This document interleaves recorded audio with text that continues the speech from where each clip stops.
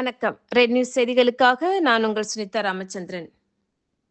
சண்முகபுரத்தில் 32வது ஆவட்ட கழக திமுக சார்பில் கழக கொடியேற்றி மதிய உணவு வழங்கப்பட்டது.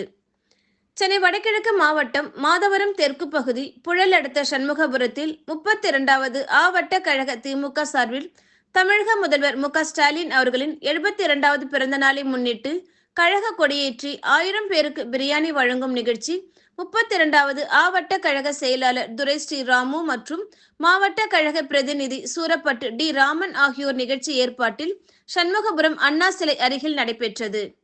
இந்நிகழ்ச்சியில் மாதவரம் மண்டல குழு தலைவர் எஸ். நந்தகோபால், மாதவரம் தெற்கு பகுதி கழக செயலாளர் ஜி. துக்காராம், 32வது வட்ட மாமன்ற உறுப்பினர் புத்தகரம் இ. ஏழுமலை, 32வது வட்ட கழக செயலாளர் எம். சரவணன் ஆகியோர் முன்னிலை வகித்தனர். சென்னை வடகிழக்கு மாவட்ட செயலாளரும் மாதவரம் சட்டமன்ற உறுப்பினருமான மாதவரம் எஸ். சுதர்சனம் சிறப்பு அழைப்பாளராக கலந்து கொண்டு கழக கொடியேற்றி வைத்து இனிப்புகள் வழங்கி ஏழை எளியோர் 1000 பேருக்கு சுவையான பிரியாணியை வழங்கினார்.